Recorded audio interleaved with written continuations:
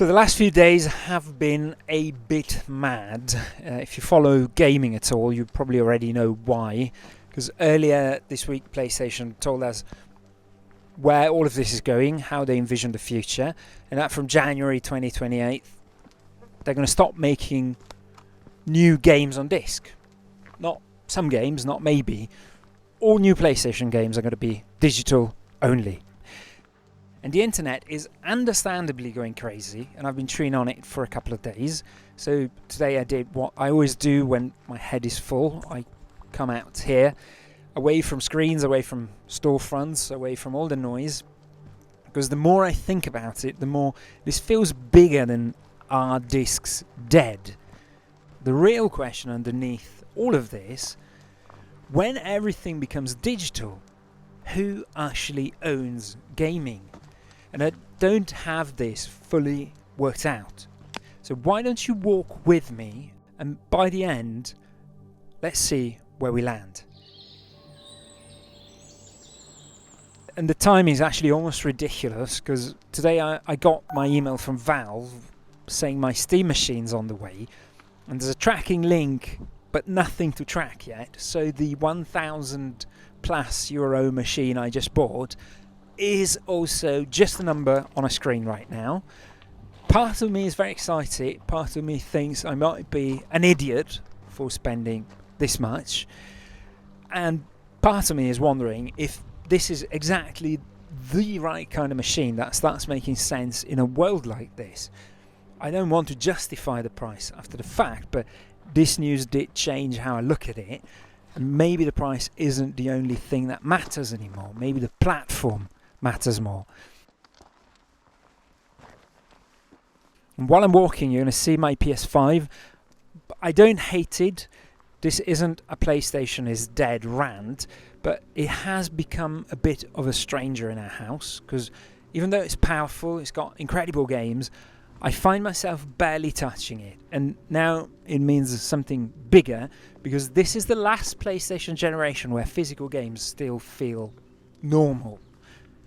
And when I got it, just after launch, I actually had a choice, either the cheaper digital one or the one with the disc drive. And I went with the disc drive, not for any clever reason. I just had a lot of PS4 games lying around, and I didn't want the hassle of re-downloading everything.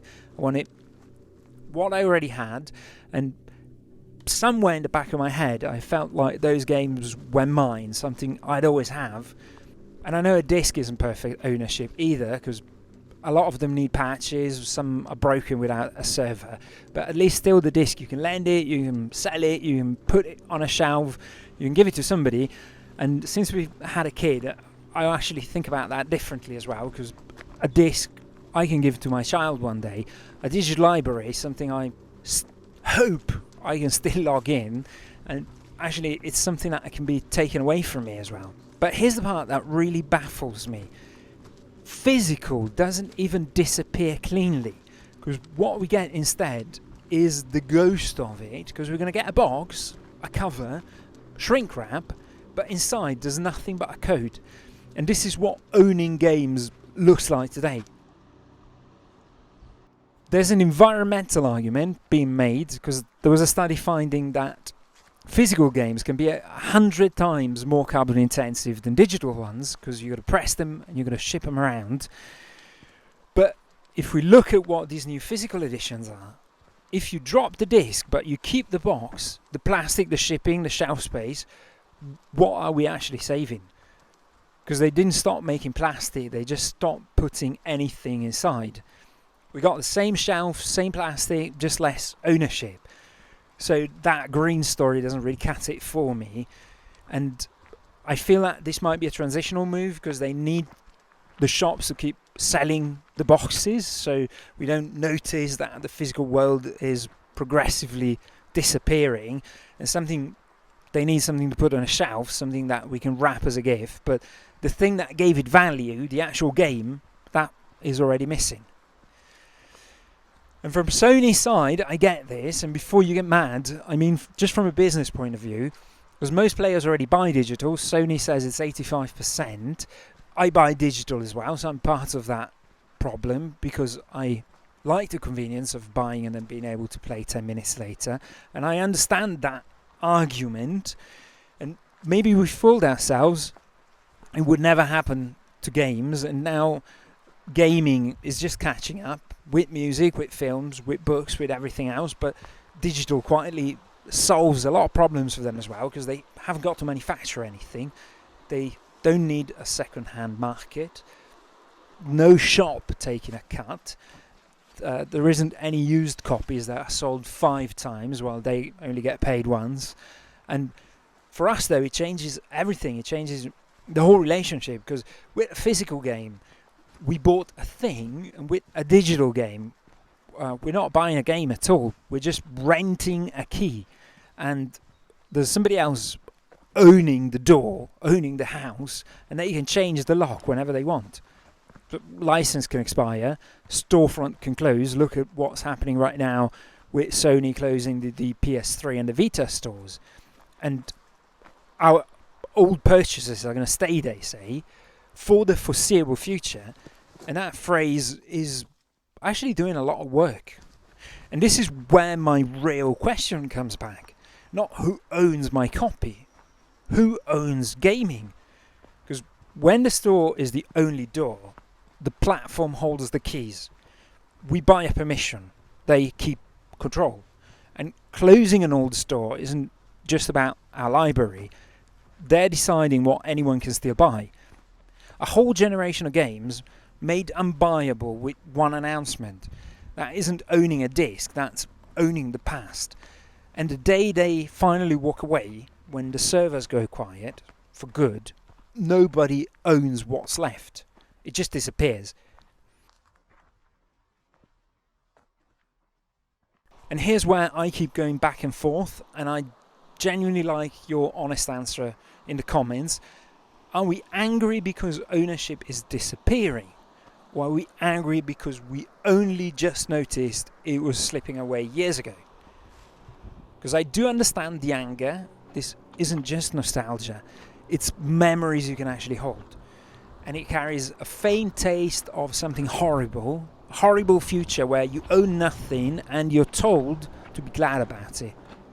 And the more gaming moves away from objects, the more we depend on accounts, servers, and a company that can decide our old purchases are still worth supporting or not. And I keep thinking about the people in all of this as well. The small game shops, the second-hand stores, the retro places, and these guys only exist because of physical games. And that's a lot of livelihoods quietly attached to those discs. And it doesn't feel like a healthy direction at all. I want to be honest with you, because this isn't a PlayStation bad, PC good kind of video. Steam is digital as well, so when I buy on Steam, I'm not getting a disc either. And if Valve disappears tomorrow because Gabe finally decides to sail off with his mega yacht for good, my library would be in trouble as well. So neither a PC nor the Steam machine fix ownership magically. I'm not going to pretend they do, but there's one difference I feel, and that's that Steam is digital inside an open environment and the PlayStation is digital inside a closed box. And not because one is perfect and one is evil, but because one gives you more exits. On a PC, I'm not locked to one storefront because I can use Steam, I can use other launchers, I can use GOG, can even buy games with no DRM from stores like GOG. I've got a file, that's mine to keep. It's less elegant than a console, but it's less controlled, and suddenly that feels important. And I don't want to sound like I found the answer, because I haven't. I'm just literally walking through a forest, talking to myself about plastic boxes and licenses, but I do think this is the question now. Because maybe the future of gaming is digital, okay, but digital doesn't have to mean locked in. And if everything becomes access, the platform we access it through matter more than ever. And actually, to be clear, I'm not pledging any alliance to any of the platforms. I couldn't care less, because this was never really about PlayStation or Steam. consoles are just further down the road than everything else because they're more closed, they're more digital, and they're actually not getting cheaper any longer. Because if you heard the rumours about the PS6, you know that that's probably going to be $1,000 for a machine that will one day have its own store to switch off. But for most of my life, buy meant something very simple. You paid and it was always yours. You could keep it, lend it, lose it, find it again years later. They only said it out loud this week, but it stopped being true a long time ago. 2028 isn't the year it changed. It's just the day they picked to stop pretending. And we'll still press a button to say buy. It just won't mean what it used to. And that's the part worth watching, not the discs. So where does it leave me? Well, probably overthinking a game console in a forest. But when I think ahead of the Steam machine, I wonder if it's my attempt to keep one foot in a more open version of gaming. Though, as I wait for this €1,400 machine, I have to ask myself an honest question. Am I actually buying freedom or just a more expensive version of the same problem? I honestly don't know. Maybe you don't either. It might be overpriced. It might annoy me. It might be one of those things I talked myself into, but I'm starting to understand the question it's trying to answer. And that's what happens when PC steps into the living room right as the console actually quietly locks its doors. And once it gets here, I'm not going to test performance only. I want to bring you into the living room, into the office with me to see if this actually feels like freedom, the honest version, not a spec sheet. And if you want to come along for that, that's what subscribing is for. Or maybe I'm just going to find out it was another story we tell ourselves while everything becomes digital anyway. That's the question I'm sitting with, and I'd really like to hear yours.